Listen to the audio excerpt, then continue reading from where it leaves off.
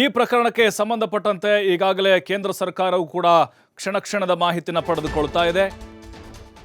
Air India ವಿಮಾನ ಪತನ ಘಟನೆಗೆ ಸಂಬಂಧಪಟ್ಟಂತೆ ವಿಮಾನ ಪತನದ ಬಗ್ಗೆ ಅಮಿತ್ ಶಾ ಟ್ವೀಟ್ ಮಾಡಿದ್ದಾರೆ. ಕೇಂದ್ರ ಗೃಹ ಸಚಿವ ಅಮಿತ್ ಶಾ ಟ್ವೀಟ್ ಮಾಡಿದ್ದಾರೆ.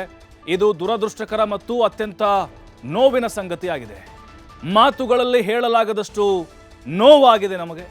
NDRF ತಂಡಗಳನ್ನು ಸ್ಥಳಕ್ಕೆ ರವಾನಿಸಲಾಗಿದೆ. ರಕ್ಷಣಾ ಕಾರ್ಯಾಚರಣೆ ನಡೀತಾ ಇದೆ.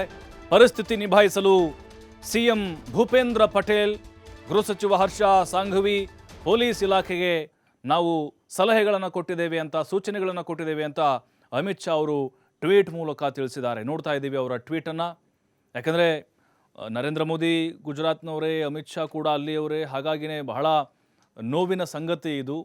ಅದು ಅಹಮದಾಬಾದ್ನಂತಹ ಒಂದು ದೊಡ್ಡ ಪಟ್ಟಣದಲ್ಲಿ, ಅಂದರೆ ರಾಜಧಾನಿಯಲ್ಲೇ ಈ ರೀತಿಯಾದಂಥ ಅವಘಡ ಆಗಿದೆ ಅಂತ ಹೇಳಿದ್ರೆ ನಿಜಕ್ಕೂ ಕೂಡ ಇದು ನೋವಿನ ಸಂಗತಿ. ಅವ್ರಿಗೂ ಕೂಡ ಬಹಳ ಆಘಾತ ಆಗಿದೆ. ಹಾಗಾಗಿ ಟ್ವೀಟ್ ಮೂಲಕ ತಮ್ಮ ಸಂತಾಪವನ್ನು ವ್ಯಕ್ತಪಡಿಸಿದ್ದಾರೆ.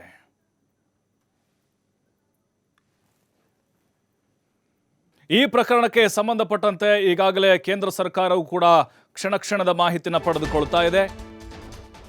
ಏರ್ ಇಂಡಿಯಾ ವಿಮಾನ ಪತನ ಘಟನೆಗೆ ಸಂಬಂಧಪಟ್ಟಂತೆ ವಿಮಾನ ಪತನದ ಬಗ್ಗೆ ಅಮಿತ್ ಶಾ ಟ್ವೀಟ್ ಮಾಡಿದ್ದಾರೆ. ಕೇಂದ್ರ ಗೃಹ ಸಚಿವ ಅಮಿತ್ ಶಾ ಟ್ವೀಟ್ ಮಾಡಿದ್ದಾರೆ. ಇದು ದುರದೃಷ್ಟಕರ ಮತ್ತು ಅತ್ಯಂತ ನೋವಿನ ಸಂಗತಿಯಾಗಿದೆ.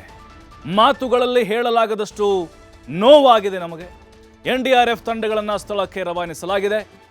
ರಕ್ಷಣಾ ಕಾರ್ಯಾಚರಣೆ ನಡೀತಾ ಇದೆ. ಪರಿಸ್ಥಿತಿ ನಿಭಾಯಿಸಲು ಸಿಎಂ ಭೂಪೇಂದ್ರ ಪಟೇಲ್, ಗೃಹ ಸಚಿವ ಹರ್ಷ ಸಾಂಘವಿ, ಪೊಲೀಸ್ ಇಲಾಖೆಗೆ ನಾವು ಸಲಹೆಗಳನ್ನು ಕೊಟ್ಟಿದ್ದೇವೆ ಅಂತ, ಸೂಚನೆಗಳನ್ನು ಕೊಟ್ಟಿದ್ದೇವೆ ಅಂತ ಅಮಿತ್ ಶಾ ಅವರು ಟ್ವೀಟ್ ಮೂಲಕ ತಿಳಿಸಿದ್ದಾರೆ. ನೋಡ್ತಾ ಇದ್ದೀವಿ ಅವರ ಟ್ವೀಟನ್ನು. ಯಾಕಂದರೆ ನರೇಂದ್ರ ಮೋದಿ ಗುಜರಾತ್ನವರೇ, ಅಮಿತ್ ಶಾ ಕೂಡ ಅಲ್ಲಿಯವರೇ. ಹಾಗಾಗಿನೇ ಬಹಳ ನೋವಿನ ಸಂಗತಿ ಇದು. ಅದು ಅಹಮದಾಬಾದ್ನಂತಹ ಒಂದು ದೊಡ್ಡ ಪಟ್ಟಣದಲ್ಲಿ, ಅಂದರೆ ರಾಜಧಾನಿಯಲ್ಲೇ ಈ ರೀತಿಯಾದಂಥ ಅವಘಡ ಆಗಿದೆ ಅಂತ ಹೇಳಿದ್ರೆ ನಿಜಕ್ಕೂ ಕೂಡ ಇದು ನೋವಿನ ಸಂಗತಿ. ಅವ್ರಿಗೂ ಕೂಡ ಬಹಳ ಆಘಾತ ಆಗಿದೆ. ಹಾಗಾಗಿ ಟ್ವೀಟ್ ಮೂಲಕ ತಮ್ಮ ಸಂತಾಪವನ್ನು ವ್ಯಕ್ತಪಡಿಸಿದ್ದಾರೆ.